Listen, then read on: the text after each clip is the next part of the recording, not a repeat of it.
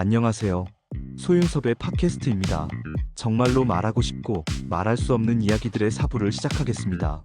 여러분은 4차원 생활을 직접 말하지 않는다거나 암묵적인 집단으로 살아간다고 4차원 생활에 귀신과 조현병이 없다고 생각하십니까? 그렇지 않지요. 실제로 사이비 종교단체의 4차원 생활자는 소시오패스와 사이코패스가 많습니다. 4차원 생활자가 반사회적 환경 속에서 살아가기 때문이죠. 4차원 생활의 부조리와 해코지 그리고 반칙이 반사회적인 불법이라는 것을 알고서도 함부로 사용하고 있지 않습니까? 4차원 생활이 피눈물의 삶을 만든다고 하소연하더라도 4차원 생활의 반사회적인 불법은 아랑곳하지 않고서 계속되고 있습니다. 4차원 생활의 불법을 알고 있을지라도 권력과 돈, 그리고 출세와 생계를 차지하기 위해서는 사용할 수밖에 없다고 서로 말하지 않습니까? 물론 4차원 생활의 불법을 집단적으로 강요하기 때문에 하기 싫어도 반사회적으로 나설 수밖에 없어서 반사회적 성향이 아닌 불가항력의 상황이라고 말하기도 하지만 4차원 생활의 반복적인 환경 속에서 자신들도 모르게 소시오패스와 사이코패스로 악화되거나 굳어지기도 합니다. 그래서 나머지 구성원들도 잠재적인 대상자로 되어 있다는 것이죠. 4차원 생활의 불법이 시간이 지나면 지날수록 누구도 처벌하지 못한다는 방임의 환경 속에서 아나무인의 소시오패스와 사이코패스로 변하게 됩니다. 그래서 4차원 생활이 사회적으로 확산되거나 자리잡는 개방적인 환경으로 변하게 된다면 국가관과 국민성은 모두 망가진다는 것이죠. 반사회적 환경이 자국사회에다가 깊은 뿌리를 내리면서 국가관과 국민성을 추락시키게 됩니다. 20세기이든 21세기이든 4차원 생활이 사회적으로 확산된 세상 사회가 왜 무너졌는지를 말해주는 것이죠. 솔선수범과 청렴의 세상 사회와 경제대국의 세상 사회도 4차원 생활의 반사회적인 기반으로 무너졌다면 솔선수범과 청렴이 없는 세상 사회와 경제빈국의 세상 사회는 4차원 생활의 반사회적인 기반으로 무너졌다는 것은 당연한 이치입니다.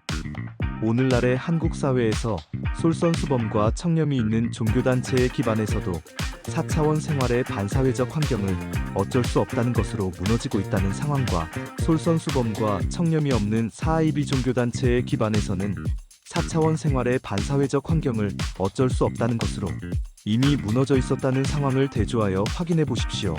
암묵적인 환경 속에서 4차원 생활을 바로잡는 가장 중요한 것은 4차원 생활의 솔선수범과 청렴입니다. 4차원 생활의 견제와 책임을 공개적인 상황으로서 유지하지 못하기 때문에 솔선수범과 청렴의 4차원 생활자의 사회 지도층과 일반 국민이 매우 필요하죠.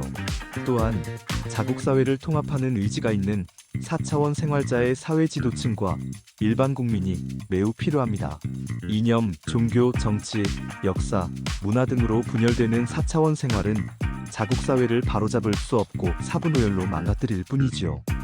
공개적인 상황에서도 자국사회가 사분오열은 어떻게 할 수가 없는데 암묵적인 상황에서는 자국사회가 사분오열로 망가질 수밖에 없는 것입니다. 선발주자는 국교가 있는 것이 아니더라도 사분오열의 종교를 통합시켰지요. 정확하게 말한다면 자국사회의 다종교를 통합시켰다기보다는 모든 종교를 포용하였다는 것입니다. 4차원 생활의 솔선수범과 청렴을 자국사회와 세상사회의 모든 종교와 종교단체보다도 앞서게 하였다는 것이지요. 종교와 종교단체보다도 솔선수범과 청렴을 가장 우선시하였다는 것이지요. 정통이든 이단이든 사이비 종교단체이든 사람들의 솔선수범과 청렴을 종교 또는 종교단체와 상관없이 우선시하였다는 것입니다. 그렇다면 이념도 역사도 정치도 문화 등도 그렇다는 것이죠. 암묵적인 4차원 생활의 지구촌에서는 솔선수범과 청렴의 시민의식과 독립운동가와 국부의 역할이 매우 중요하였다는 것이지요. 최초의 선발주자는 4차원 생활의 솔선수범과 청렴의 시민의식으로 자국사회를 통합하여 바로잡은 국부와 위인이 있었다면 그 영향을 받은 극히 소수의 국가는 독립운동가와 국부가 그 솔선수범과 청렴을 토착화시켰거나 자국사회의 4차원 생활의 일부를 바로잡았다고 할 수 있습니다. 하지만 선발주자이든 그 영향을 받은 극히 소수의 세상사회이든 4차원 생활의 사실과 진실을 모르는 것도 많았다고 추론하지요. 귀신과 조현병이라는 4차원 생활을 완전히 바로잡지는 못하였고 일부의 영역에서 바로잡았다고 할 수 있습니다. 귀신과 조현병이라는 4차원 생활을 인간의 욕심과 탐욕의 범죄라는 것으로 처벌하지 못하고 계승하지 못하였기 때문이지요. 오늘날에도 지구촌은 귀신과 조현병이라는 4차원 생활의 피해가 여전하기 때문입니다. 선발주자의 처음의 시기가 중세이든 근대이든 그 당시의 과학은 오늘날처럼 발전하지는 못하였기 때문에 귀신과 조현병을 오늘날보다도 더욱 강요할 수밖에 없었을 겁니다. 선발주자가 그 당시에 오늘날처럼 현대과학과 현대의료를 이루고 있었다면 다른 환경이 조성되지는 않았을까 생각하기도 합니다. 선발주자의 그 당시의 과학과 의료가 귀신과 조현병이라는 4차원 생활을 오늘날까지 지구촌에서 답습하고 있기 때문이죠. 또한 선발주자와 영향을 받은 극히 소수의 국가는 4차원 생활이 사회적으로 확산되는 환경이 존재하였다면 크지 않고 작았을 것이고 일찍 바로잡았을 것이라고 판단하지요. 4차원 생활의 반사회적 환경이 확산되고 굳어지면 선발주자일지라도 암묵적인 환경에서는 바로잡을 수 없었을 것이라고 생각하기 때문입니다.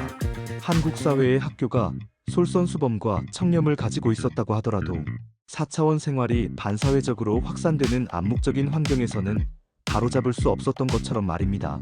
그래서 4차원 생활의 사회적인 일탈은 초기에 바로잡거나 일찍 해결할수록 유리하다는 것이죠. 하지만 한국 사회의 환경처럼 4차원 생활을 전혀 모르고 있었던 상황에서는 4차원 생활을 초기에 바로잡거나 일찍 해결한다는 것은 어렵다는 이야기입니다. 4차원 생활의 반사회적 환경과 위기를 전혀 모르기 때문에 해결하고자 나서는 상황이 매우 어렵다는 것이지요. 그래서 4차원 생활을 공개적으로 알려져야만 한국 사회이든 세상 사회이든 4차원 생활의 반사회적인 환경 속에서 무너지는 상황을 막을 수 있고 바로잡을 수 있다는 것이죠. 오늘날의 지구촌은 공동체의 세상이죠. 일일 생활권입니다. 지구촌에서 4차원 생활의 솔선수범과 청렴을 알려놓게 되면 한국 사회이든 세상 사회이든 모두 영향을 받는다고 말하면서 소윤섭의 팟캐스트 4부를 마치고 5부에서 연속됩니다. 정말로 말하고 싶고 말할 수 없는 이야기들은 계속됩니다. 감사합니다.